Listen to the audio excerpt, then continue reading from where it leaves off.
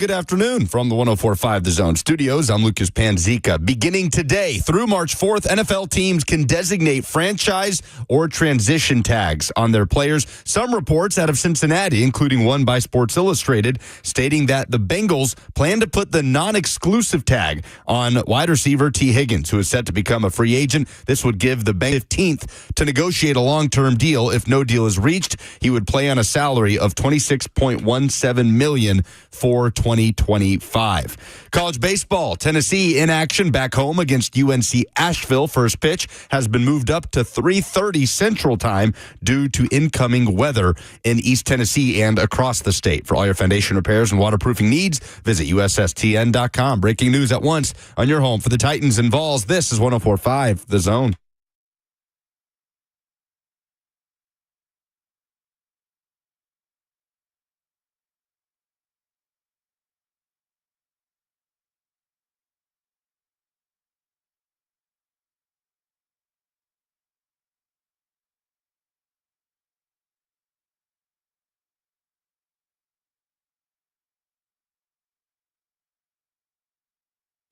Cover 2 with Blaine Bishop and Zach Lyons here on 105 The Zone, powered by All Four Seasons Garage Doors, 615-737-1045 if you want to get in on the conversation.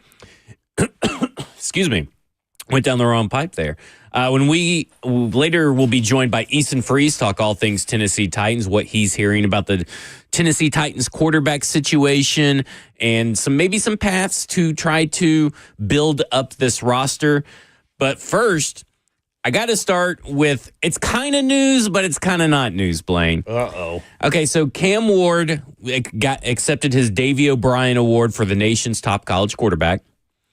And he was asked if what would his answer to be to scouts or team personnel who ask him if he quit on the Miami Hurricanes by not finishing his final game with the team. He says, okay, you're either going to draft me or you're not. If you don't draft me, that's your fault. You've got to remember you're the same team that's got to play me for the rest of my career, and I'll remember that. I mean, pretty much kind of what everybody thinks, right? I mean, like Amon-Ra St. Brown famously has a list and knows every wide receiver that was drafted ahead of him by heart. Every player says this. Do you have any issues with it? Do you just kind of brush it off as nothing? Well, I mean, I have really, I'm kind of free will on some of the guy's statements just because, I would have based it off of, do you think it's a really good answer? Yeah. Because he really didn't answer the question. Did you quit on your team?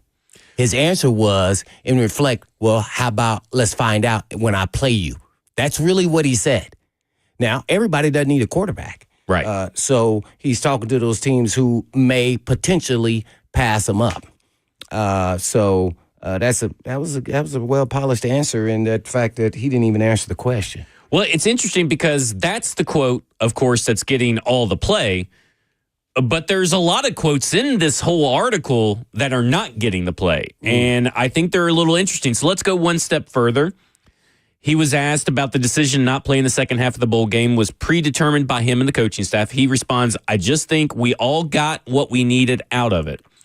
They seen things that they think they need to work on, talking about the players that were playing that, in the second half for this season coming up. And they also knew, what I had on the line. We feel like we're doing what's best for the program and myself. I mean, it was a hard decision, especially when, some guys on our team didn't play who I thought should have played, which I thought is very interesting. We'll come back to that. It was also, those guys thought about their future the same way I thought about mine. So he's calling out players that didn't play, that opted out, that he thought should have played. On his own team? On his own team, the one that he didn't play the full game on. Now, the reason I bring that up is because they only had 2 true opt-outs. Everybody else entered the transfer portal or was injured. The two opt-outs were Sam Brown, wide receiver, and Xavier Restrepo, the other wide receiver who has gone to bat for Cam Ward throughout this whole draft process. And he's essentially, Cam Ward whether he meant to or not, is essentially saying that he thought Xavier Restrepo shouldn't have opted out, which is kind of interesting to me. I mean, am I overreacting to that? Because I find that to be very interesting, not in maybe a bad way or a good way, but it is a player calling out another player, one of his teammates, for not playing in a game that he only played half a game in. So how do you want to view it? Even though he only played half a game, guess what? He could have opted not to play at all. Right. Yeah, right. So we have to keep that as Do you think it's fair for him to call out another teammate for their decision? Based off if he only played half, I think what he's trying to do is justify why he only played at half. Yeah. Some guys didn't even play that. That's what he's trying to say. So that's kind of how I view it. I don't look at it as, and that's what we in the media do. They're looking for point blank answers and point blank questions. And it's not like that in sports. And when you play football, there is no direct answer or someone's fault. It's a multitude of multiple people at fault. So just like the coach beforehand didn't even tell anybody. And then after the game, he didn't kind of say anything until a day or two later that this was already pre-planned. See, so everybody got, they got a little upset about him playing. I thought this was a different generation. He was trying to get the record. I think they also wanted to see what their future looks like, which was a benefit to them at quarterback. The game was, let's say, not in the playoffs, so it's somewhat not as important. But every game's important, even if it's a bowl game. So, I just think it's being real critical. But I have no issues with what he did, to be honest. No, I have no issues with what he did, but I do think that, the people what's the difference from a player's perspective, from your perspective? What's the difference between what he said about his teammates who didn't play in the bowl game and what Shedeur Sanders said about the offensive line after the Nebraska game?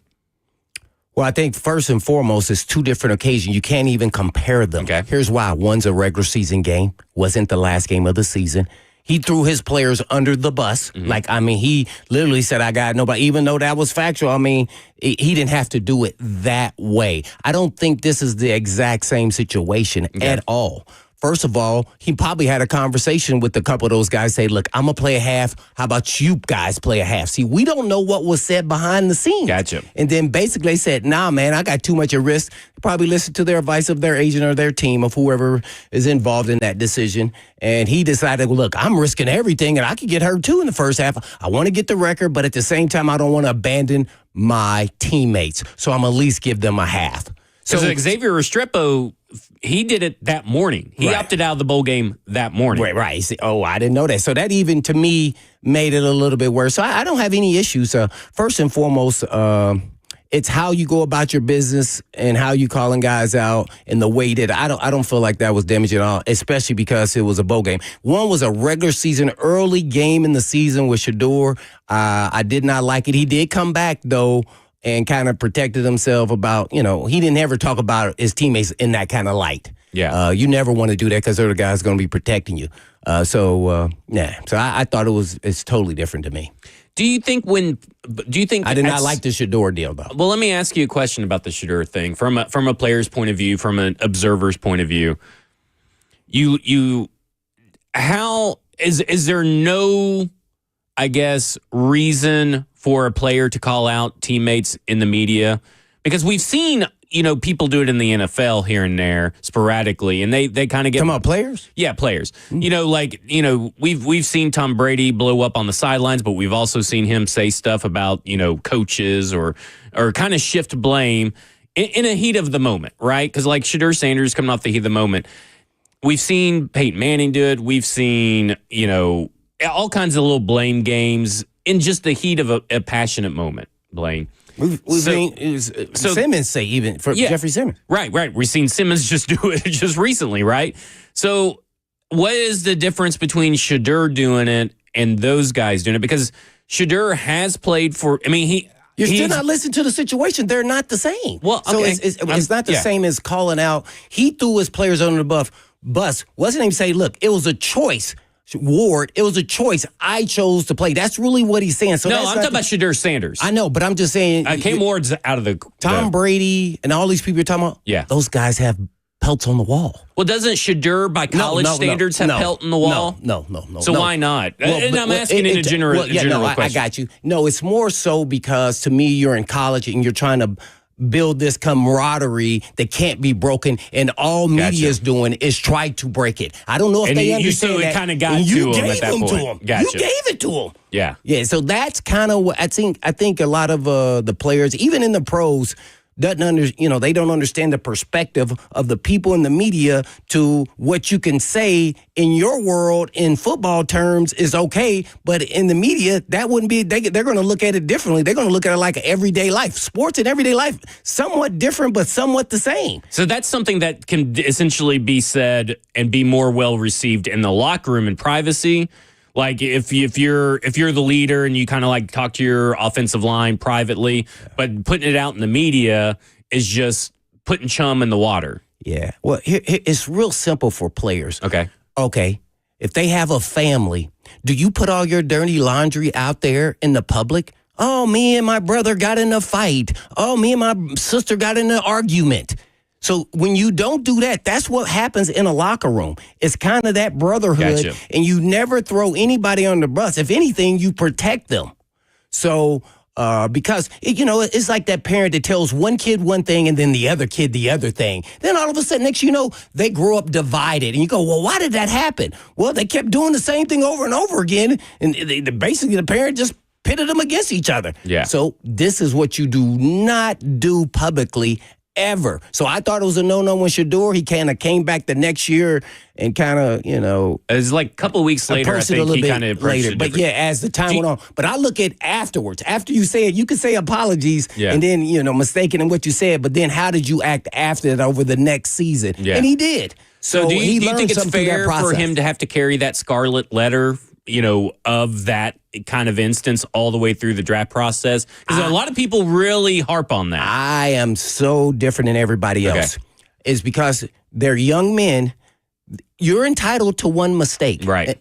And so, and I'm talking about a verbal mistake. Yeah, not like DUIs and stuff. Right. So you're entitled. So, you're growing and learning the whole process. So it doesn't bother me. I know a lot of people, it would. It bothers you at the time, but now you're kind of like, okay, it never happened again. Right, it never happened again. So he learned from that lesson. I'm all about, okay, that's what life is all about is adversity, and how did you handle adversity? Well, he didn't handle that one really well. He basically pointed the finger. So then let's see how he responds from here on out, if he continues to do that, or did he learn something from that process? So that's kind of how I view it. And so to me, that's what I call their signs of coachability. See, because that means somebody had a conversation with him because he never did it again. So, that's also in the room. I want guys like that. I want guys to actually make a mistake and take ownership of it. And then lean into it after the fact. And, so I thought he did a good job, the previous interviews, let alone the next season, as that season went along, but even the next season, because I was watching him after that, because I thought that was a very selfish attitude to throw your offensive line on the bus. How about this? Next time that you snap the ball, they turn sideways and let them all get you. I bet you won't be saying that again.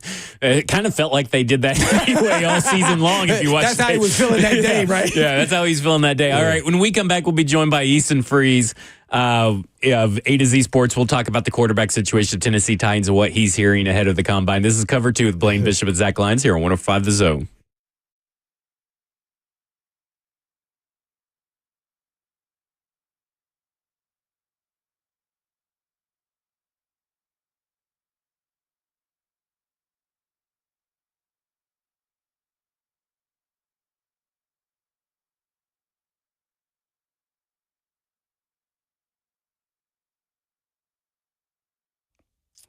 Hey, folks, I've been talking about Tennessee Orthopedic Alliance for years because they're the leading experts in sports medicine and performance and the team physician for the NFL, college, and high school athletics across Tennessee.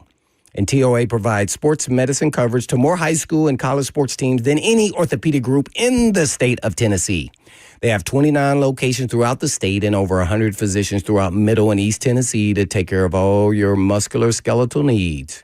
And TOA has 11 urgent care locations with walk-in availability 7 days a week. They offer direct access to sports medicine and performance, physical therapy and nutrition, personalized rehabilitation plans to enhance mobility, reduce pain, and improve overall physical function for patients recovering from injuries or surgeries. And TOA also offers sports performance training. a specialized program designed to enhance athletic performance and provide tailored training solutions for athletes at all levels. So please check out their services at TOA.com. Yes, that's right, TOA.com.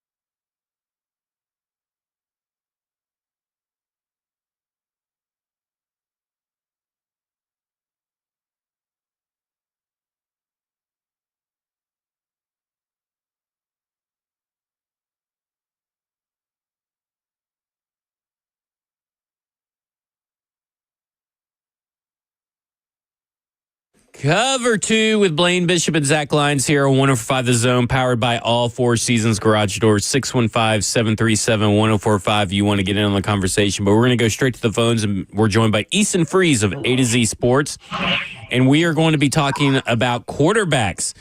And here is the thing. A to Z Sports, Easton Freeze has an article out, Veteran Quarterback Options the Titans are in and out on while balancing 2025 NFL Draft quarterback evaluations.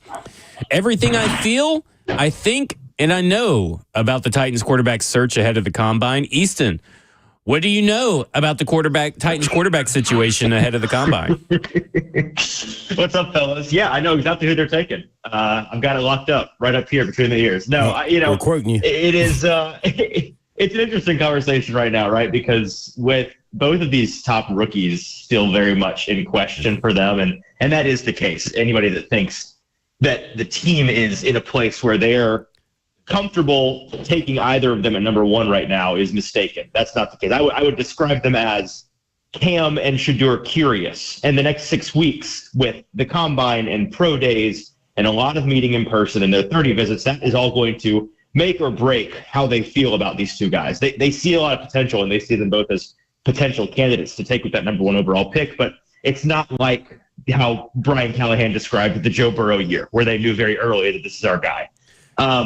They're also looking pretty strongly at some veteran options. And so that's why, you're hearing a lot about Matthew Stafford and Derek Carr and Sam Darnold and some other guys that are either free agents or could potentially be on the move. All of those guys are in play for the Titans, and they're casting a pretty wide net in terms of what they know that quarterback is the number one position of need for them to address this offseason, and they're going to do that to the best of their abilities, but they have to set themselves up to be able to build a team around them, because quarterback is far from the only position that this team really needs right now. Well, it says in your article that I was referencing earlier, it says at the top of the Titans to-do list, circled, highlighted, and bolded, is finding a new quarterback. So what does that mean about Will Levis? It means that the Will Levis experiment is over. And, they're going to continue to leave that door open and talk about how he is, in fact, the only quarterback under contract and on the roster this year. So he's going to be around at least in the spring and then probably in the summer. Is there a chance that when they get another quarterback or another couple of quarterbacks onto this roster come training camp time, he's on the move? Absolutely. I think that there's no guarantee he makes it through training camp. Not to be cut by any means, but he's a trade candidate. And, we've seen guys that I think a lot of fans would scoff at the idea, well, you can't get anything for that guy. Sam Howell, you're going to trade for, you're going to move him and get something for him. And teams have gotten like pretty decent returns on some of these guys that are year 2, year 3 cast-offs, because teams are always looking for quarterback depth, always looking for guys that, scouting staffs probably thought pretty high of when they were coming out. And, the I can fix it mentality still exists for these guys. So I don't know if Will Levis is guaranteed to be on the roster this year, but he could be. You were running through some of the what you believe to be the Titans quarterback priority board ahead of the Combine, and the number one on the list is Matt Stafford. Now, obviously, there's a reason why Stafford would be number one on many teams' lists of quarterbacks, but you're trading for Matt Stafford. You're then extending Matt Stafford and paying him top of the market money. What kind of message is that sending to the fans if you're investing that much into Matt Stafford in both draft and contract-wise, after saying and telling all the fans to be patient? Because trading for Matt Stafford, not really at first glance a patience move. No, you're totally right. And that's why this article was framed as a wish list. And I talk about at the end of that portion on Matt Stafford how logistically this is difficult, and it also would be a move that flies directly in the face of their stated philosophy. And it'd be like the first thing that they did, this new regime, doing something that is counter to what they've been talking about. And so, to your point, it does seem like it's more of a dream of theirs on paper, like it'd be so fun to have Matthew Stafford on this team. And if he's available, they're one of the few teams that would be in a position to be able to make it work financially. But from a trade standpoint, from a team building, where you are at in the cycle of your team, it's a stretch. So while I think that he's their favorite to just plug and play on the team, the actual logistics of getting him onto the team probably keep him from being a serious option. We're running through the Tennessee Titans quarterback options with A to Z Sports reporter Easton Freeze. Well, so let's stick with that with Stafford. And what kind of value do you think he would have on the trade market, and what would the Titans have to give up if not released? Yeah, man, it's hard to tell, right? Because Albert Breer at Sports Illustrated has talked about this a good bit this offseason, how the Rams' stated asking price is somewhere in the first round, which is probably bluster on their part and is, it's setting the bar high to begin. But I do think that if they trade him, they're going to want something of serious value in terms of a pick traded their way. And the Titans aren't going to send the first overall pick by any means, but could they send the 35th overall pick? Potentially. Does the team, maybe the Giants or whoever else is in the market to trade for him, do they think about sending a pick in the 30s range? I think that they probably do. And so, 20s, 30s, somewhere in there is probably what it's going to take to get the Rams to move off of him, I think. What do you think of the comparisons of Derek Carr coming to the Titans as that veteran quarterback compared to Matthew Stafford coming to him, and what they bring to the table, each different players? They're different players for sure, and Stafford is the better player, no doubt. But, I sat down at y'all's studios with Zach on the Football and Other Upwards podcast around Christmas time, and we were talking about the possibility of Derek Carr in Nashville, and this is the one that I like the most, and I think is also the most is the combination of the best case scenario and the most possible scenario for the Titans.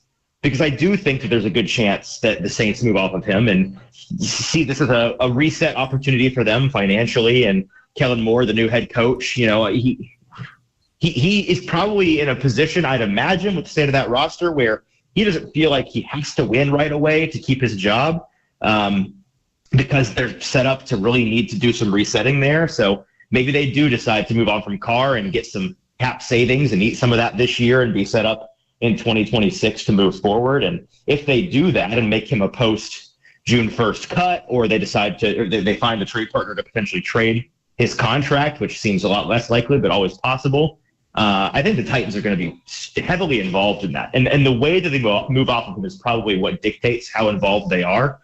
But Derek Carr, to me, is the best veteran quarterback that you could potentially get and still pair a rookie with. Like, if they went and got Carr in March somehow, to me, it would not. I think a lot of people would be like, wow, looks like the Titans aren't going with a quarterback at 1 overall. That would not be the message that I got from that. I don't think, that may be the case, and it may set themselves up to be more flexible about what they do at number 1 and consider the trade options if they get any and all of those things. But, man, if I could do it, I take the approach of almost every team in the NFL spends less on the quarterback position in terms of assets than they probably should. And the upside of being great at the quarterback position is just so infinitely higher than every other position that you should always be adding. Kind of the way that we've seen the Eagles do, where they continue to draft and trade for quarterbacks when it feels like they don't necessarily need to. That's the approach that I like to take. And if you could get Derek Carr and one of these rookies on this roster, that's the best case scenario for me. Kind of take us through real quick. I don't know if you have your computer up, because I don't know the numbers here.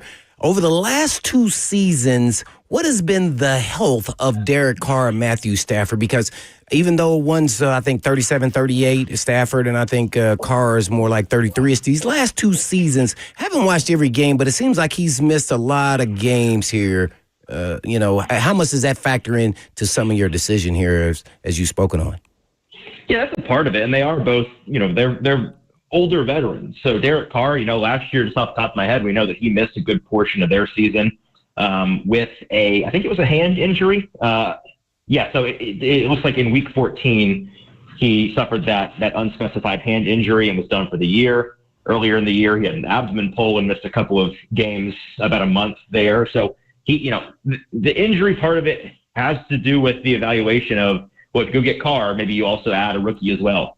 Because while Carr could, if he's healthy, be your starter and serve that purpose all year long for you, That, you can't bank on that being the case. And if you're like the Saints last year, you don't have a great situation behind him, you may be really struggling if he goes down. With Stafford, I don't recall him missing a significant portion of time last year. Correct me if I'm wrong, Zach. You might remember if he did or not. I don't think that he did last year. The year before, and the year before, the 2 years before this past season, I know he missed some time. But he's one of those guys that has a reputation for being kind of an Iron Man around the league. And while they both are not guarantees on the injury front, neither of them have a significant enough injury history to really scare me off of them entirely. Mm-hmm. Last question. Do you know in NFL history the quarterback success who has taken number one overall? What is the percentage? I don't know, but it seems like it would be low. Yeah, off the top of my head, define success, right? Are we talking win rate? Are we talking Super Bowls won? No Super Bowls, but became a quality starting quarterback in the National Football League. Yeah, off the top of my head, I'm not positive about specific numbers, but there are articles about this written out there that you can read, and I do know that generally speaking, at least in recent history, the first overall pick has not often been the best quarterback in that class. Mm-hmm. And that's not to say that they are all bad quarterbacks, right? Joe Burrow was a first overall pick. Caleb Williams, I think, is probably going to end up being a good quarterback in the NFL and was a first overall pick. Bryce Young, we saw what he did last year, and he's trending in the right direction. It's not to say that your first overall pick, you're doomed forever to be a bad quarterback. What I do think it speaks to is the number one most under-discussed part of draft season as a whole, and that is nature versus nurture and fit. Right, we talk all the time about the kind of player these prospects can be on paper and in a vacuum. And oh man, this guy's going to be awesome in the league no matter where he goes. But especially with the quarterback position, fit matters so much. And the situation that a quarterback goes to in terms of the franchise's ability to develop them, to nurture them, to set them up for success, that matters almost as much as anything else to me. And so that's why I think it's important to keep in mind that the higher you go, the reason the first overall picks sometimes don't work out, they tend to go to really, really bad teams. And right now, the Titans are not a good team. So however they decide to address quarterback, if that's with the rookie, like I said at the front of our interview, they're going to have to do a lot of work around him and on the rest of this team to set that guy up for success. Easton Freeze, NFL reporter for A to Z Sports. All right, Easton, we know that Las Vegas Raiders are probably going to be the likely winners of the Sam Darnold sweepstakes if he is to hit free agency. But where do the Tennessee Titans kind of draw the line contract-wise, do you think, when it comes to Sam Darnold? Because obviously there's always a limit for these players. Where do you think their breaking point is contract-wise for Sam? My gut tells me in the $35 to maybe $40 million a year range. Obviously, they'd like to, I think if they had their way, they'd be most comfortable with nothing more than 35 annual value on a 3 or 4 year deal with a 2-year team option to get out of the contract. Something along the lines of what Baker Mayfield got with the Buccaneers. That's not deeply researched. That's just kind of my feel for it. I think it's also where his market would be in terms of the other teams competing for him. I think most teams, that's where they fall in terms of comfortability with signing him.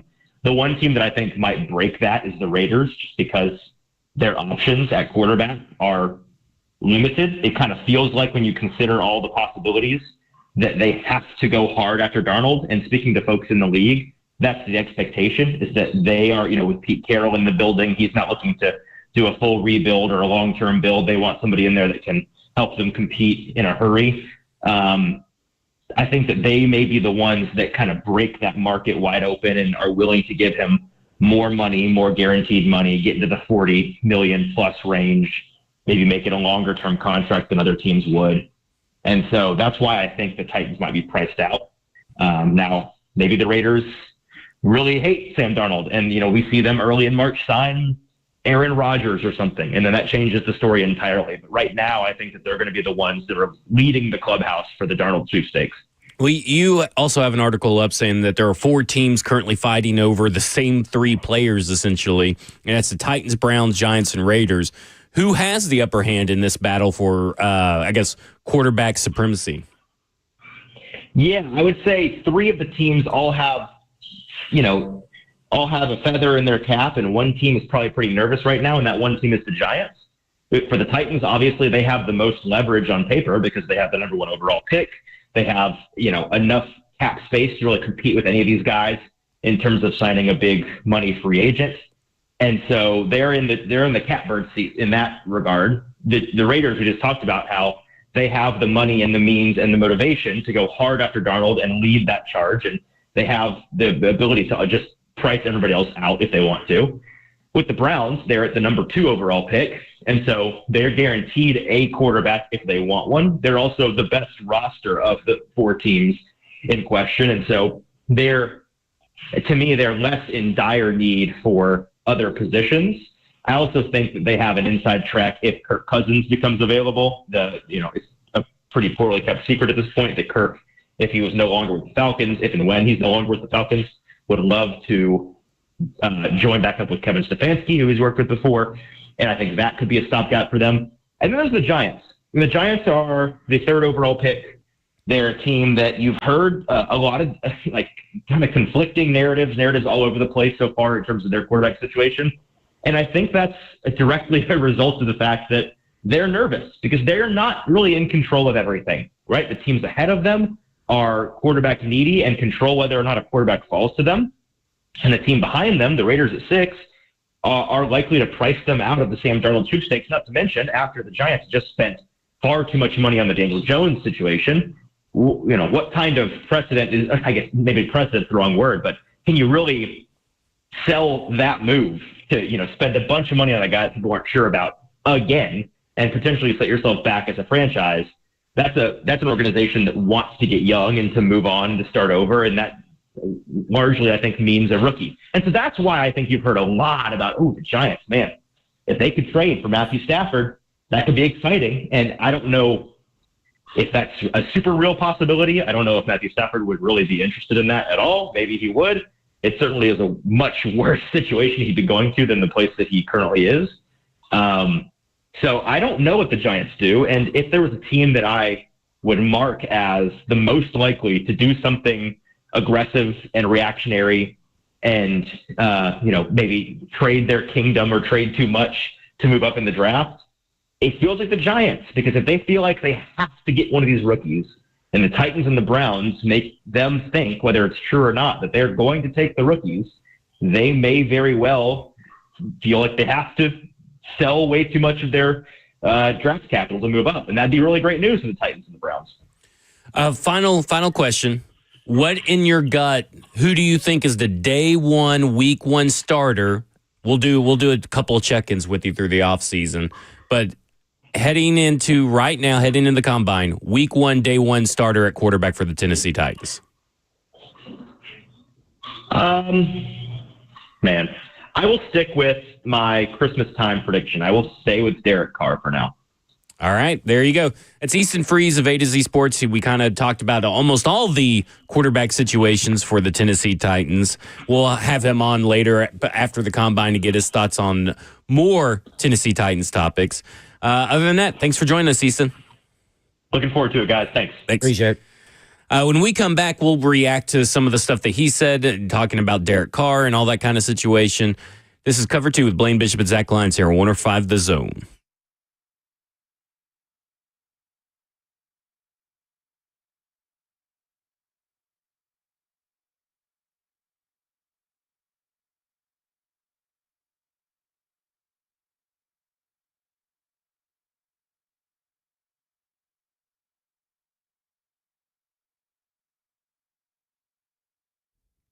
For many of you who have lived here a long time, you already know Eurofix has been in Middle Tennessee area for European car repair needs now for 26 years. We've all gotten to watch them grow. And I don't know about you, but I love watching a hometown business take off. Well, we're now proud to announce the 5th location in Mount Juliet for Eurofix on Mount Juliet Road, right across the street from Dairy Queen. And Eurofix can serve you in Franklin, Hundred Oaks, Murfreesboro, Belmead, and now Mount Juliet. Pretty cool getting to watch a small town mechanic starting in the barn of his backyard of a single wide trailer and now grow to 5 locations repairing thousands of cars each month. And at Eurofix, you get a 3-year nationwide warranty and a free loaner car with every repair appointment. And all you have to do is just give them a call at 844-EUROFIX. That's right, 844-EUROFIX, or you can visit them online at myEurofix.com. That's myEurofix.com. I always tell them Blaine said you.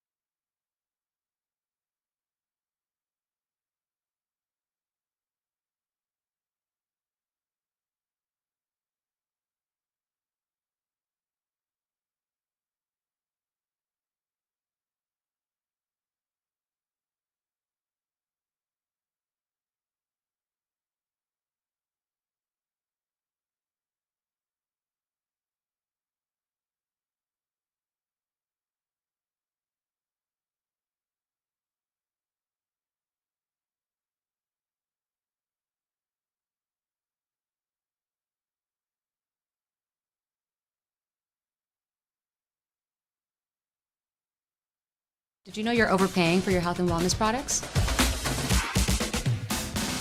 With over 20 company-owned brands offering its members vitamins, supplements, wellness, and skincare products, you're able to save up to 70% off retail. Members Nutrition can't change your life, but we can change the way you live.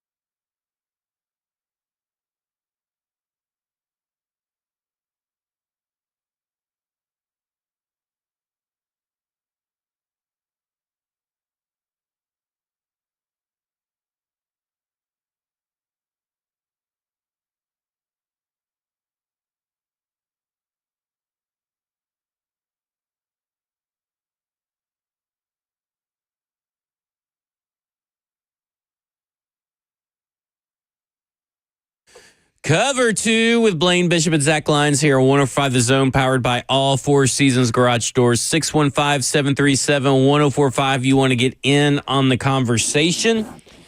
And I kind of look at it like this, and I do agree that a bridge quarterback, what Easton said from A to Z Sports, a bridge quarterback does not preclude you from technically drafting a quarterback. So what I mean by that, I would not consider Sam Darnold a bridge.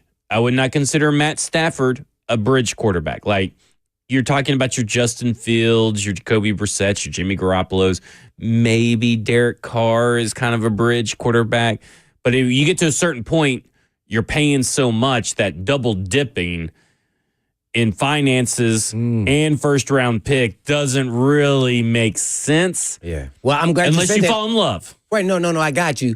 No, so then are they then now, once free agency starts, and if that does happen, they sign a quarterback, are they showing their hand that they're not taking a quarterback with the first pick? Yeah, I mean, it kind of depends, right? Like, if they sign a Sam Darnold, they trade for Matt. Like, I don't think signing Aaron Rodgers precludes you from it. Now, it may be a little expensive, but I think we all know Aaron Rodgers does not have the longevity these other quarterbacks we're mentioning left.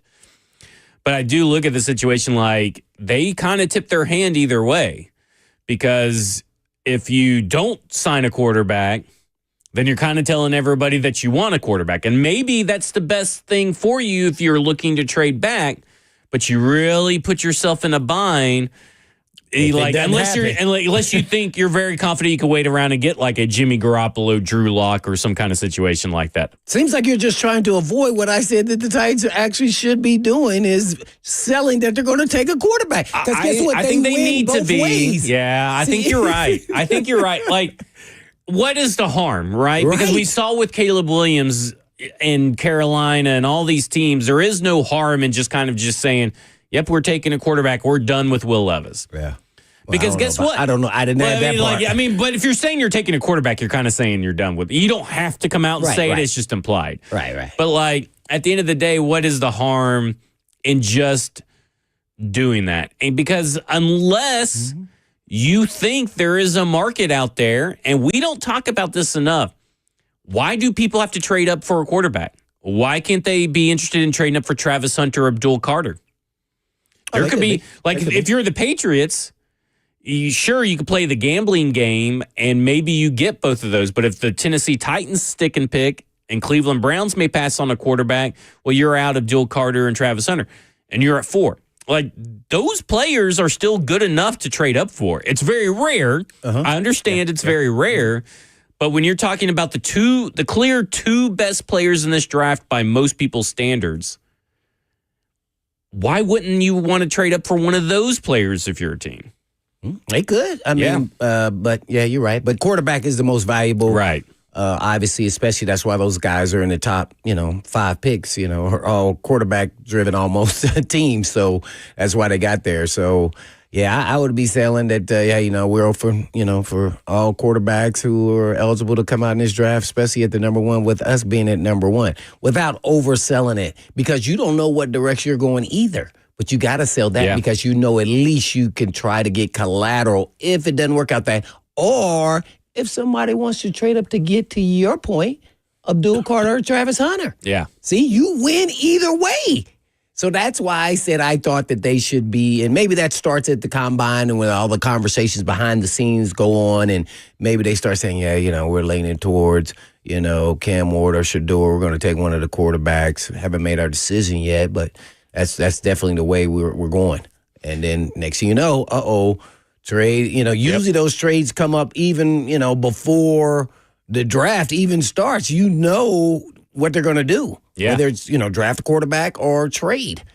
It's going to be interesting here. I think Jim freaking Nance in the F&M Bake YouTube chat, Twitch, Twitter, YouTube, Facebook Live, wherever you get your Zone TV, says, got to sell it even though it's fool's gold. You got it. Yeah, that's why I thought we've kind of been stoic here and I wouldn't play that. I would play the other way.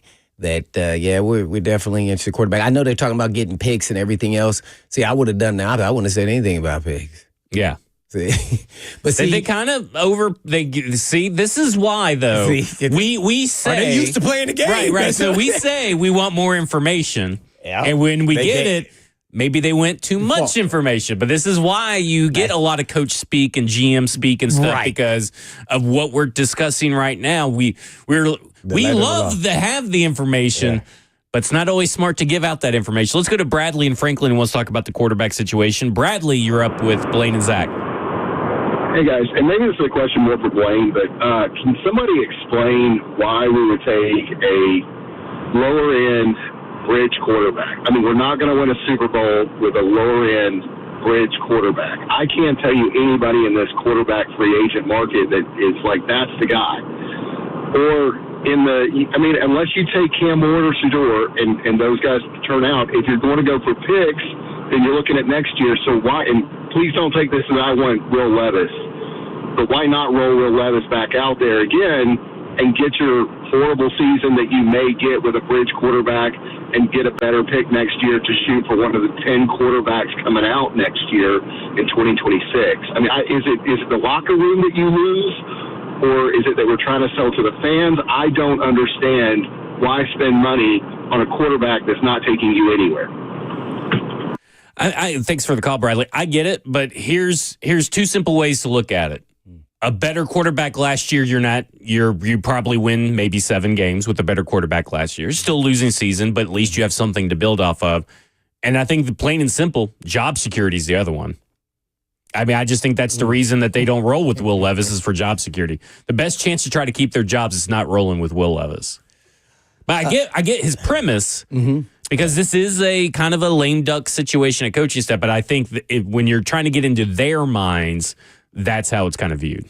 Yeah, I like his thought process there, the caller, because there's a part of me where we have so many holes that I feel like we should address them. It doesn't matter who's the quarterback. Yeah. And I get it. There's a marketing side and there's a sales side to this and a money-making side to make sure we got butts in the stands.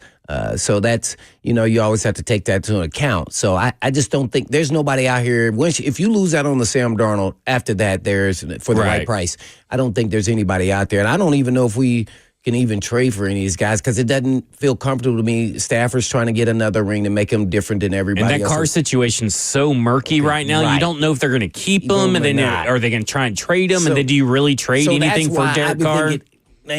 So either you're going to take your quarterback now with the first pick, or you're going to trade and start building your roster. And it doesn't matter who the quarterback is to me to a certain extent because this season is not going to be something that's, oh, hooray, unless you get lightning in the bottle, which could actually happen. Yeah. It could be Jaden Daniels if you sign the right people and get, supporting cast and all of a sudden everything hits, boom, boom, boom. But the odds of that happening are low. So that's why I'm asking about the first round pick.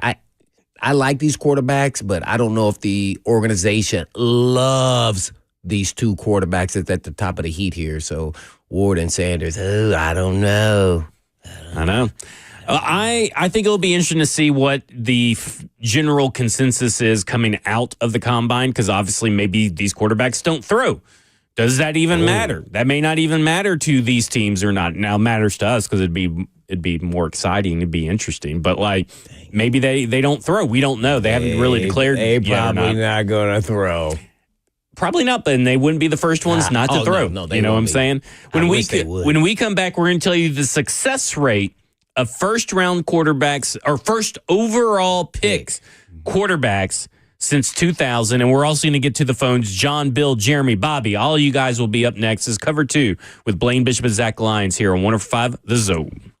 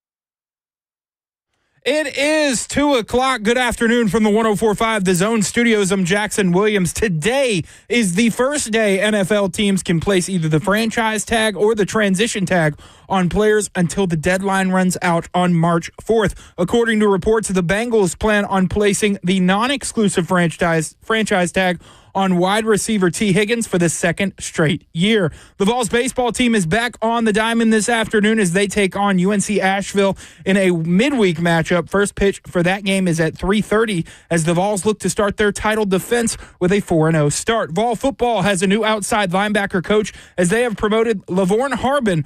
Harbin, also known as Coach Chop, came to Tennessee with Josh Heupel in 2021 and has been serving as a senior defensive analyst. The Vols have also promoted Evan Crabtree to special teams coordinator and added John Bonamego as a special teams assistant. Former outside linebacker coach and special teams coordinator Mike Eckler left Tennessee for Nebraska earlier this month. For your foundation repair and waterproofing needs, you need to visit USSTN.com. Breaking news at once on your home for the Titans and Vols. This is 104.5 The Zone.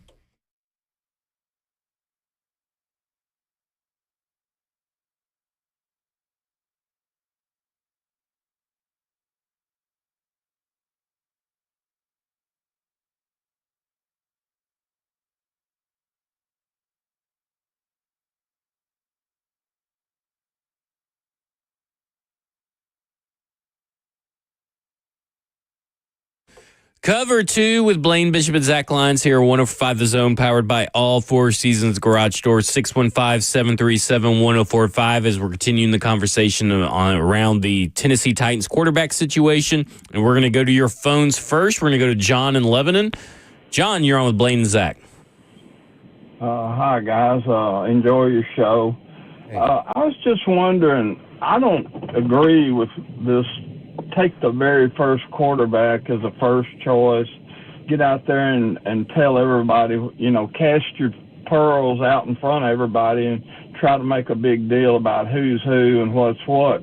There's a lot of second and third year quarterbacks in the NFL that have been trained, and for an instance is Hendon Hooker. Hooker played up at UT and was very good his senior year, and really was good at all the time he played, except for he got hurt at South Carolina, and they're already talking about taking him to the Jets. You can save a lot of money by going to somebody that's already had a lot of training, maybe even some playing time. There's another young man that played up there before Hendon, and I can't think of his name, but he played a couple of years for the Titans. I just think we need to kind of play it close to the vest and look out through all the league and look at what we have. And even if they're first year out of college, they don't have to be first-round drafts to be good. Now, yeah, you have your Peyton Mannings, and you have the man that plays for Cincinnati, and a few good guys like that are obviously, if they stay healthy, going to be great quarterbacks, but there's very few of those. Most of your good quarterbacks have confidence and good coaches and good training and not a lot of ego, and they know how to build a locker room. And so that's my 2 cents on the quarterbacks. And I still say, like Tannehill was a real good analogy of that. Tannehill was an excellent quarterback, and I wasn't really a big fan to his, but, he was a wide receiver at Texas A&M, and they moved him to quarterback, and by the time he got through at Miami and came to Tennessee, he was really we had some real good years under him. Our weaknesses was the interior line, and it's still our weakness. And we also need some better ends. We've let all our good ends go. When we let John U. Smith and that boy that went to Philadelphia, I can't think of his name right offhand, but real strong end. We have got to build up people like that, and you've got to look throughout the NFL and pick up on the pearls that are laying out there and just not getting noticed. There's people out there, and you can save a lot of cap money, and that's my 2 cents. Thank you. Thanks, John. Lot in there. He basically tried to solve all the Titans' problems in one phone call. That might have been 10 cents. I don't know. Yeah. So I guess I'll start with the Hendon Hooker thing. So apparently I don't know if there's rumors or anything, but I've heard a few people say that the Lions are really wanting to trade Hendon Hooker, apparently. Mm-hmm. That's a bad sign for Hendon Hooker. I can't just say that. I mean, like, that's not good. It's just much like the Tennessee Titans wanting to likely get something for Will Levis. If another team is wanting to trade a quarterback this early in their career, that's not a good sign. And Josh Dobbs is already here, all that stuff. I get the idea of doing a bridge quarterback, but at the same time, you do need to start trying to figure out the actual quarterback problem. Well, I don't know if it says that. I think generalization, yes. But at the same time, we saw Malik Willis, 3rd-round pick, get traded after training camp. And, he showed that he deserves to be a number 2 in this league. So maybe that's the price of Hendon Hooker. After coming off an ACL, they drafted him. And then they signed Teddy Bridgewater, I think, right? Yeah, and they immediately started him after being there for a week or 2 weeks. Right. Well, it's kind of like Josh Dobbs. Well, Remember when Josh Dobbs got signed? The year before, though. Yeah. So he knew their system and everything else. So it shows you how much they trusted Hooker. I thought, Bridgewater was a better player. So to your point about, hey, there's signs, didn't always mean that you're a bust or you're not potentially going to be a starter. Yeah. Just that maybe you don't fit their scheme system and, maybe they just don't like how you go about your business. Maybe you're not coming in early or not. I don't know the reasoning behind it, but I would sure think that he could at least be a backup quarterback in the league. I don't know about, being a veteran, bridge guy without any proven, in a real live game, regular season game, let alone a playoff game. So that's a risk. But, if you like him, I wouldn't, But also I wouldn't be giving up capital, if they're, that's the thing. Are you wanting to give up a 6th or 7th round pick for Hendon Hooker and could you imagine Hendon Hooker competing with Will Levis at training camp and how our radio show is going to go every time that one of them throws an interception at training camp? How's that going to go, Jackson?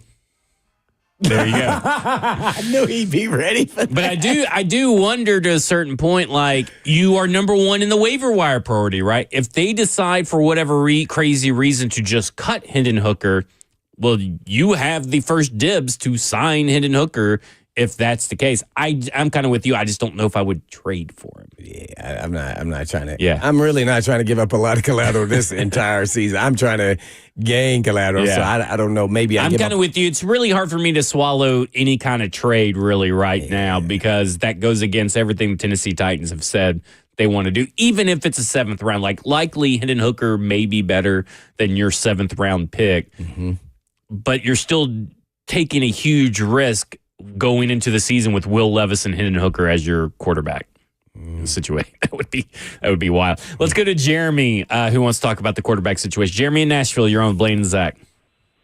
Hey, guys. Good afternoon. That's a great way of putting it. They need to gain collateral. They've got way too many holes on this team to think that they're going to draft a quarterback, either Shedeur or Ward. They're saying that, out of the top 100, these 2 guys aren't even in the top 10 overall.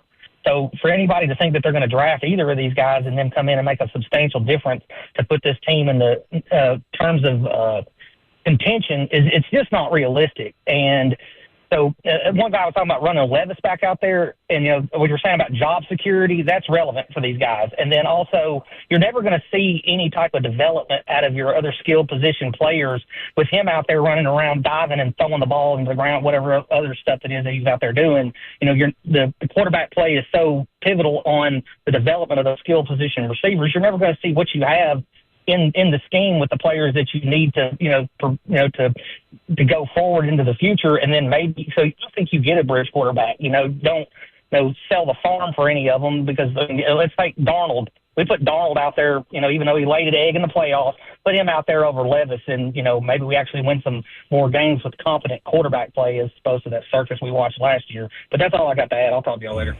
Hey, I agree. I mean, I agreed in his premise and everything. I still believe in both these quarterbacks being better than what the consensus says they are currently. I think that a lot of people are factoring in last year's quarterback evaluations and their evaluations this year, letting that kind of color and skew what they think about these quarterbacks. But I do agree that if your job security, here's the thing. Brian Callahan can care and make moves or try to make moves about his job security all he wants. But at the end of the day, the general manager is doing what's best for the franchise. So what's best for Brian Callahan may or may not weigh heavily into their decision. And Brian Callahan may just have to make do with what he's got.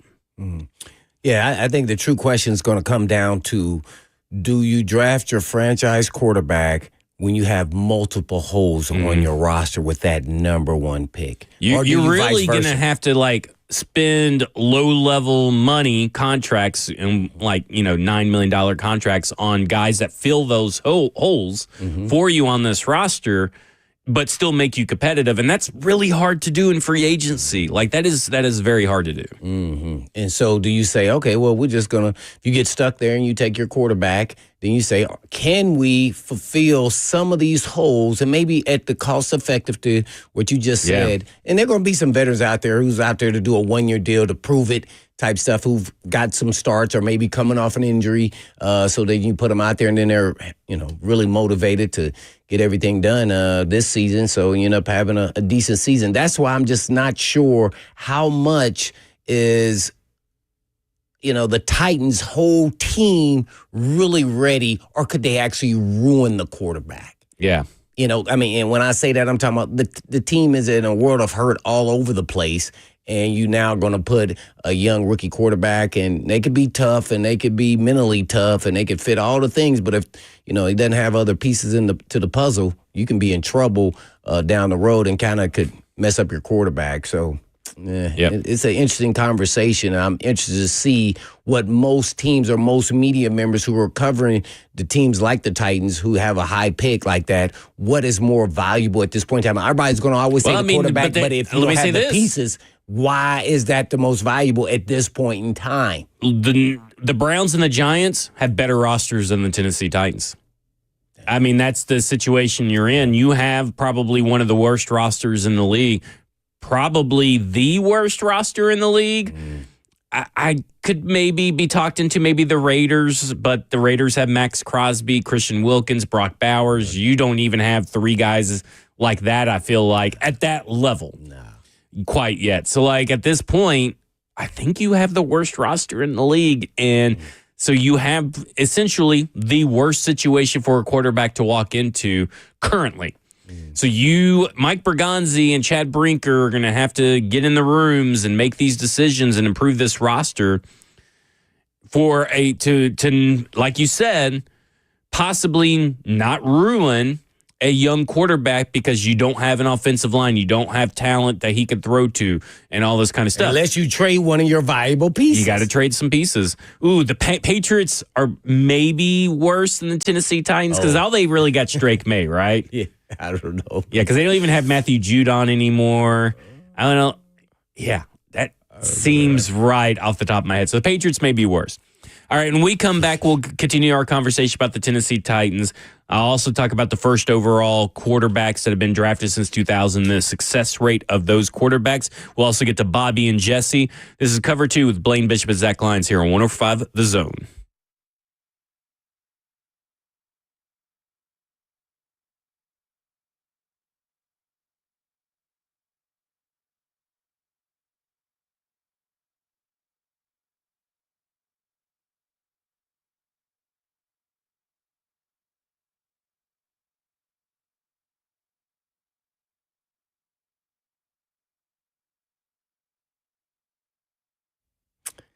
As an athlete myself, I know how frustrating nagging pain or injuries can be to your performance.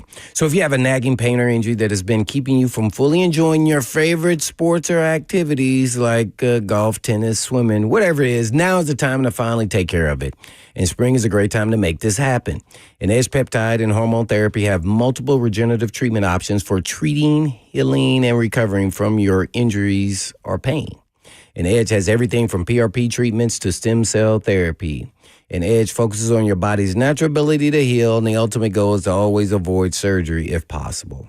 Reduce joint pain and inflammation, promote tissue repair, and even improve mobility and function. And all you have to do is call Edge for a comprehensive consultant to create the perfect treatment plan for you at some of the most aggressive pricing you'll find in the area. You can go to the website at edgepeptide.com. Yes, that's edgepeptide.com. Or you can just give them a call today at 615-724-1878. That's 724-1878.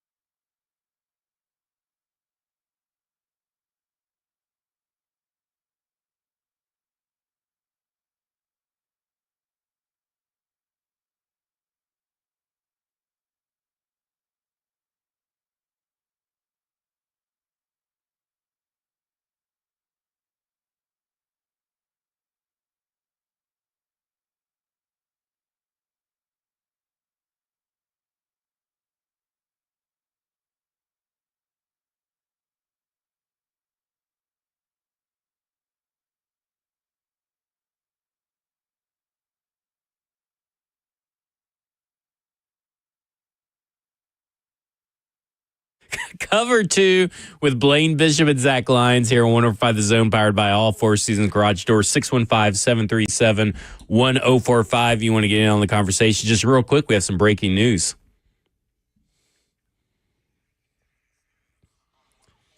You agree. Former Titans quarterback Zach Mettenberger has been named the head coach of Father Ryan football. Major breaking news shaking the high school football world today, right on our show. There you go. Any thoughts on? I don't follow high school football very closely or anything. I can't say that I do either, at least on that. This would have been appropriate. I know that's Jim Wyatt's alma mater. There you go. Hey, man. Hey, so good for them, man. I don't know what Zach Mettenberger's been doing. I think he's been like an analyst or a coach somewhere in the college level somewhere. He coached at Alabama. Yeah, he was on their staff. So, yeah, he had a big arm. Just didn't work out here with the Titans. They're under Wisenhunt, but boy, he had a big arm. So a lot of quarterbacks end up getting into coaching, whether deservingly or not. So we shall see. There you go. Let's go to Bobby, who wants to talk about the quarterback situation. Bobby, you're on with Blaine and Zach. Hey, guys. Thank y'all first for taking my call. Love your show. Listen to everyone throughout the day, and I usually just kind of sit back and absorb it. Here's my question to this whole thing, and maybe I'm wrong, but first off, before I start down this subject, I'm definitely an all, so no Kentucky loyal at all. But so let's rewind. Will Levis, Tannehill has a rough time. He comes in, and then all of a sudden, all you hear about how Will's our next man. He's the one up. I mean, he's got arm strength. He has capability of making throws that other quarterbacks wishes he had. Can any of what we are seeing or what happened? Oh, no. Bobby had waited. Bobby, you kind of cut out on us for a second. Again, start with the Tannehill Levis. Yeah, we hear you now. Yeah, so I'm sorry, guys. So Tannehill, he did some amazing things for us. Obviously, our line's been in trouble for quite some time. We bring in Will. Will comes in, impresses everybody with the arm strength, makes some impossible throws that other quarterbacks wish they were able to do. And now we're saying, all right, this is our man, this is our man.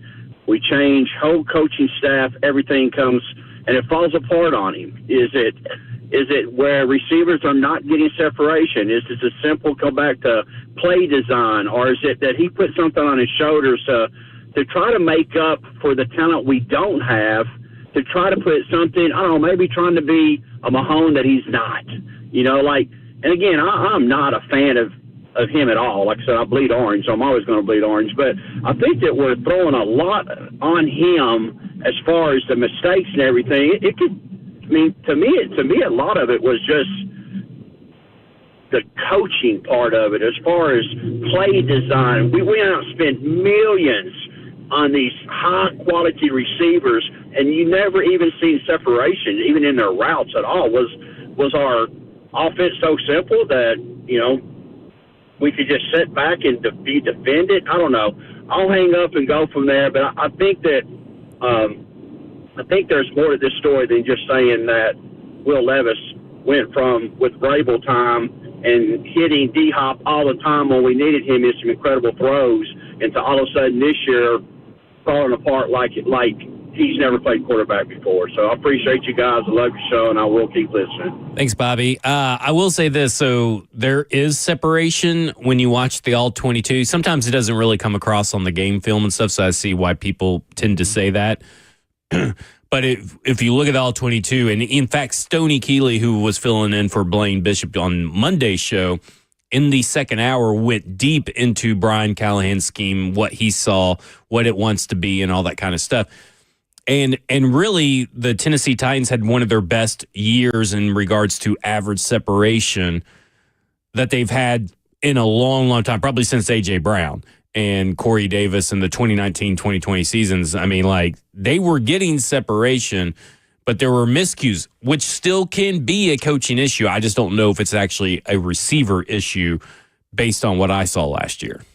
Well, it's just like everything else. It's not just one thing. But I would say this: the quarterback gets blamed for everything, regardless if they're getting separation or not. Here's what I can say about this whole, Will Levis is that he really brought upon himself those unforced errors. And that's where it became an issue. The team wasn't very good. You were thinking they're going to be average at best, and he took them to the below average with some of the decision making.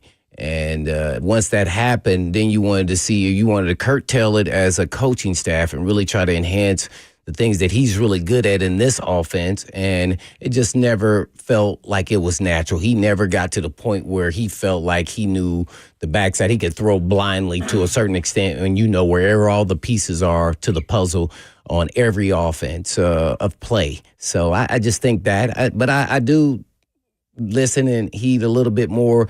It may be a possibility that he will be back and grow from here, but the odds are probably way against that. It just depends on how preseason go, if he's still around.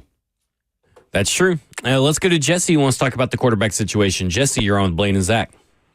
Hey, guys. Just wanted to say thanks for taking my call. But I want to note that, Borgonzi and Brinker, those are the professionals.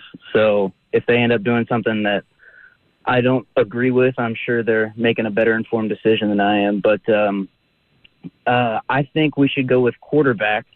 The reason for that being, you say maybe there's a chance that a young quarterback can be ruined with a team that's not supportive around him.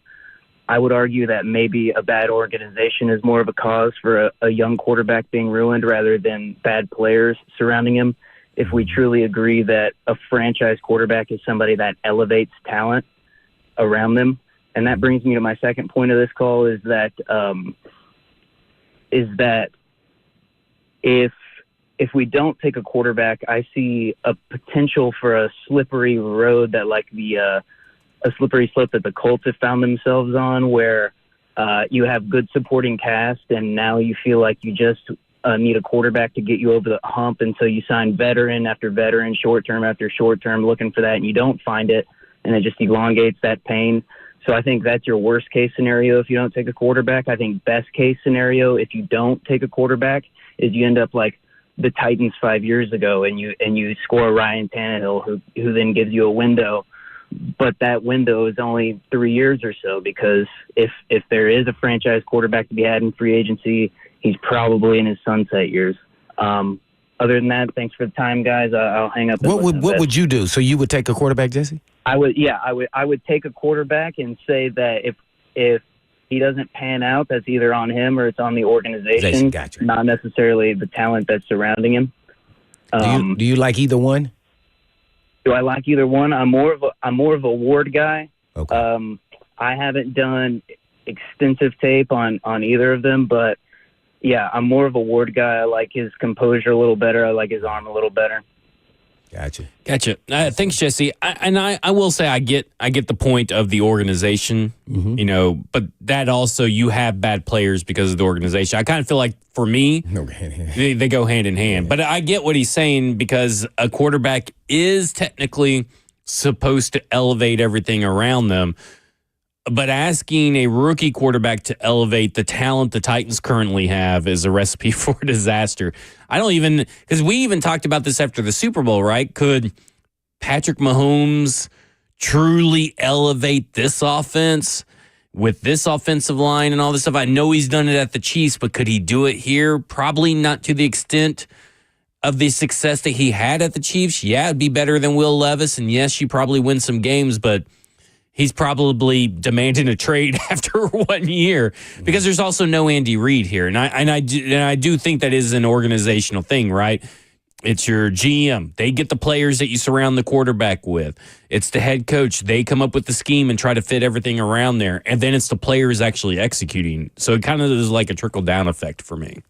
Yeah, I think you always want a player that can elevate, but I don't know if you can elevate if you can't show your true talents. And so I think that's kind of somewhat of an argument from Will Levis' side, even though he got an ample opportunity. I think there's things that he could say that weren't in place where it was the offensive line. And then when he tried to elevate, that means he tried too hard. Tried to push. He tried to push it. And then that's hence when he made mistakes. And he was trying to force the issue. So was he actually trying to elevate and do more? Or was he just doing what the offense provided? And then he tried to do more. See, so that's where you can kind of get in trouble. Elevate, or was he just trying too hard to do too much? And so it kind of, can work against you if you have bad plays. And some of those unforced errors, he thought in his mind that he was trying to make a play. Instead, he actually hurt the team. So it's a, check 22 here on all different things, like how you view elevation. And because because everybody can point to Joe Burrow, right? But he still had T. Higgins, Tyler Boyd, Joe Mixon. Tennessee Titans they have Calvin Ridley, Mixon, Tony Pollard, and I don't think you'd put those on that right there. In fact, he also had that Super Bowl year is when they got Jamar Chase. Mm-hmm. Again, that's a lot of 2 first-round picks. And here's the thing I kind of look at is like, I think these 2 quarterback prospects are way better than what they're given credit for. Mm-hmm. But neither of them are Joe Burrow coming out of college. Like, again, it's asking like Joe Burrow to elevate a team is much different than a crappy team is much different than asking Shedeur Sanders or Cam Ward year 1 to elevate a crappy Tennessee Titans team. Like there's a level of expectation and a difference in my mind, because even Joe Burrow that first year as a rookie, where he technically didn't, elevate the team per se, right? Like he didn't do that. They still went 4-11 and won. Mm-hmm. Like he when he was starting, they were 2-7-1. One of those wins was Tennessee Titans that year. I remember that game too. Oh my! But like you look at it, like he was good, but he didn't elevate the team to the level. Maybe he got more out of it than anybody else would. Protection around him, right? So like receivers, you still got to build a team, and Joe Burrow's just a different talent. But I do get what everybody's trying to say. Yeah, I love Joe Burrow coming out, and that's my favorite quarterback and all that. But when he came out, there were people saying that he didn't have the arm talent. Yeah. If you had to look at his arm talent compared to Cam Ward, who wins? I would say Cam Ward has the better arm talent. Right. But I do not think, and we talked about this yesterday, I do not think it's as good as what everybody says, because everybody makes it out to be Josh Allen, makes it out to be Will Levis, the guys with cannons. Yeah. It's good, right? But it's not cannon good. Right. Yeah. And so what I'm getting at, you could have the most talented arm. Doesn't mean you're going to be the best player at any position. You can have, it's the end of the day, it's what's in between the guy's ears and how he goes about his business. And Joe Burrow relishes the clutchness and helping his team and building around his team and everything else. And we saw that elevation. He figured out what he needed to do over those first 3 years. And you go, wow.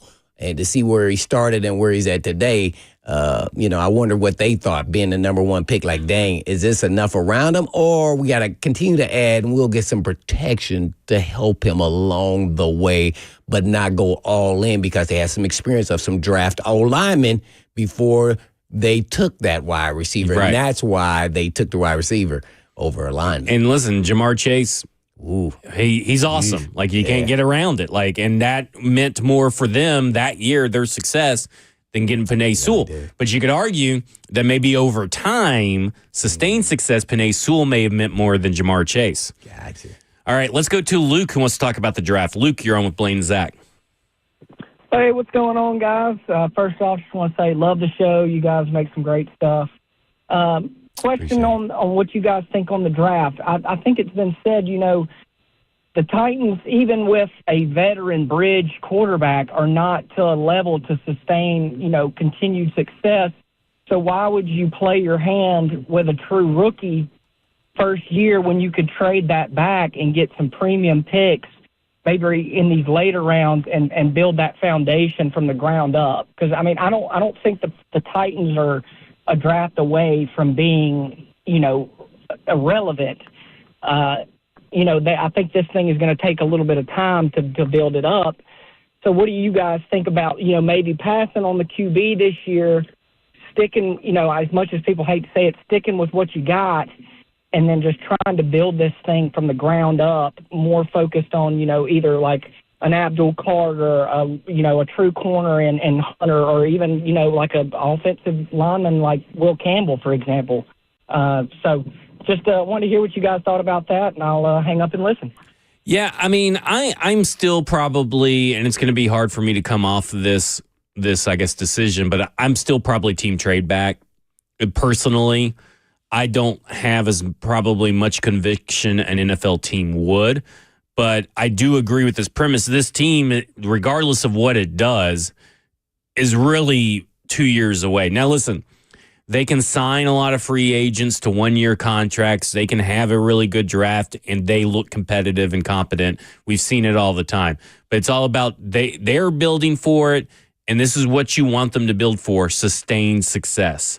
And at the end of the day, I think that trading back has a likelier chance of leading to sustained success over time. With that being said, then, who are you signing in free agency if you trade back? Oh, my gosh. I do like that. They need so much. Where can I begin? I would probably go kind of like middle-of-the-road shopping. I would look at like Kevin Zeitler. He's a guard that has connection to Brian Callahan. He played really well last year, I believe, for the New York Giants, if I got that right. I get him and some of the guys from the Jets. But, yeah, I think that's where that's at. And he plays right guard. He's been in the league for a while. He's older, but he's very dependable, very good, knows what to do. I'd put him at right guard. I wouldn't be opposed to going Trey Smith. And, listen, a lot of people don't understand that interior offensive line is now considered a premium position by NFL standards. If you start looking at where the pressure is coming from and how they're being paid, you go and look at what the market was for guards last year. It's a premium position. It's entry-level premium position. It's like its first year, second year as a premium position, but it's very important. Mm-hmm. And so I could be talked into Trey Smith, don't get me wrong, but I think that if I'm trying to kind of start building a team and trying to buy myself time and trying to accumulate talent while also getting younger and while also building for the future, I think a guy like a Kevin Zeitler, at guard, at edge, I'd be kind of going like, I like Preston Smith. He didn't play a lot. He played a lot last year, but he wasn't a starter. But you're just trying to look for rotational guys that kind of can establish your culture, right? That's what I'm looking for, are guys that can help establish the culture that Brian Callahan and the Tennessee Titans want to instill in the locker room. I think that's why you saw Dan Quinn have so much success, not just Jaden Daniels, not just Cliff Kingsbury, but the guys they brought in really matched what he was trying to build in that locker room. And I think Brian Callahan tried to build a culture and tried to do that here with these guys. I just don't know if he had the right players to really get it off the ground and hit the ground running in that regard. Does that make sense?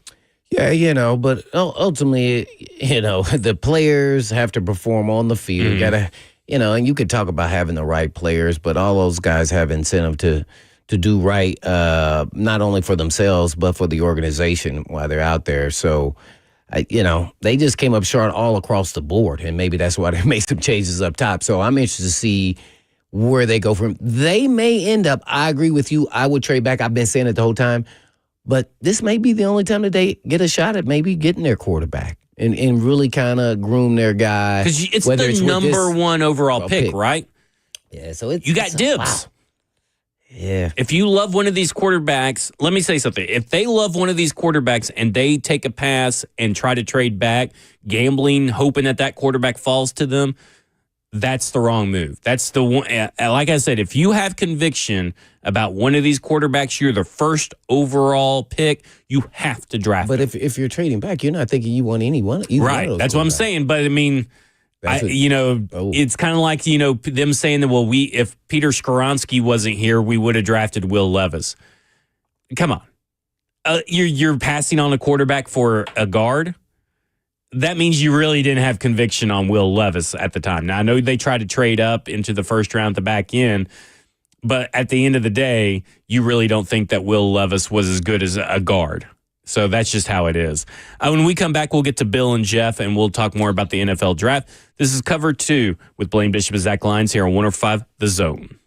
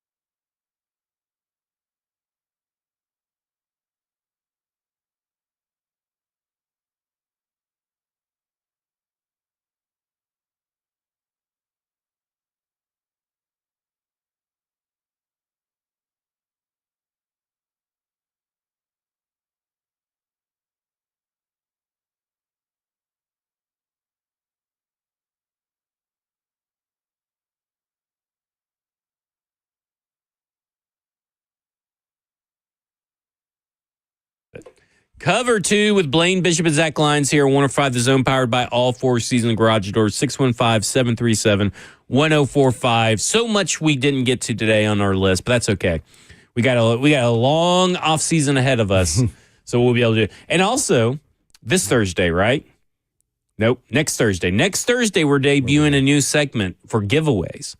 Titans Trivia Thursdays is going to be happening where we have giveaways, and that'll start next Thursday here on Cover 2. That's the first I've heard of February it. 27th. You and Jackson came up with this? He came up with it, Oh, actually. you did? Yeah. Oh. Jackson came Well, in the clutch. Just thanks for keeping me informed there, Jackson.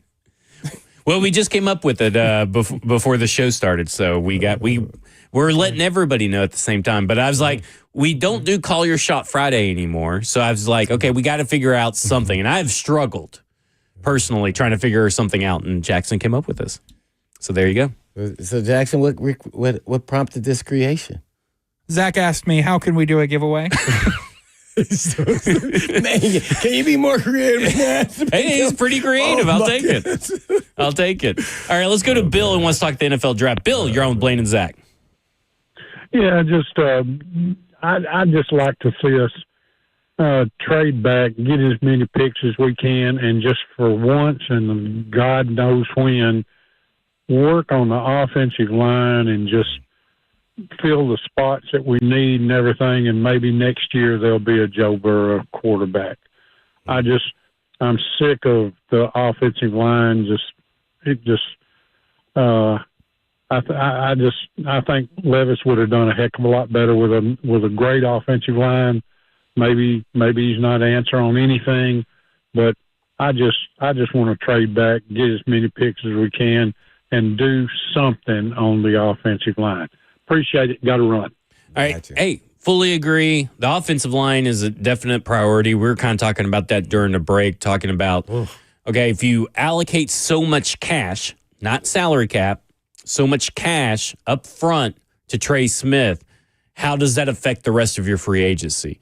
Is it maybe better to go with a Kevin Zeitler at right guard and Morgan Moses at right tackle, who are old? They're, I think, 34 and 35 respectively. But, like, do you go with those two guys as maybe $5 million apiece, whereas you're probably spending $80 million in cash for Trey Smith? What's better for your team at this situation? I know Trey Smith would get a lot of people excited, but that may not be the route if it hinders the rest of your free agency plans. Because like we have talked about last week, you need a safety, inside linebacker, right tackle, edge. You need offensive tackle, right guard, wide receivers, 2 wide receivers, maybe a tight end, and you need quarterback. Like, that's a lot of cash, and that's not to mention you still need depth pieces. You have 28 free agents. Like, I mean, you need depth pieces. So what is the best way to build? And maybe it is going for Morgan Moses and going for Kevin Zeitler and passing on a Trey Smith.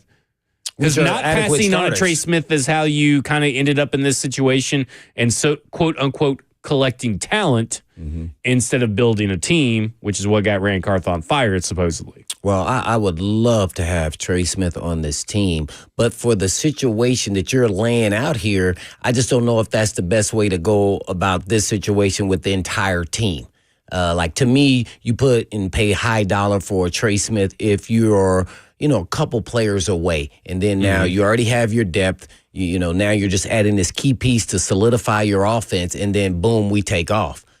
So I just, man, they're talking about, some $300-400 and something million. I just don't know if you can probably get 2 or 3 different players for that. Not even just that position, but other positions to help out fill some of those holes that are quality starters in the National Football League. And so, man, as much as I would love to. I'm with you. I'd love Trey Smith too, but sometimes you got to look at the cash, not the cap hit, because cap hit's always going to be low. It's really about the cash and what do you have to spend on other players. Like, they are building a team and they are in need of a lot of players. Let's go to Jeff, who wants to talk about the draft. Jeff, you're on with Blaine and Zach. Hey guys, what's up? Going on? What's up? I think if it's not going to be quarterback, I think the Titans need to go and just do the most unpopular thing there is, and they take that golden ticket at number 1 and just keep trading back as far as possible. Finish building that offensive line. Maybe you can parlay that golden ticket into 2 picks if you keep trading back first round wise from other teams as long as their own, and then just start building from the end of the first round through the second and third round and get as many picks as you can get.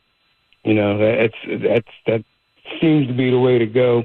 And is it too early to start looking at 2026 quarterbacks in the draft? I mean, you got to have some kind of idea what's going to happen. I could see 4 to maybe 5 guys being selected in that first round.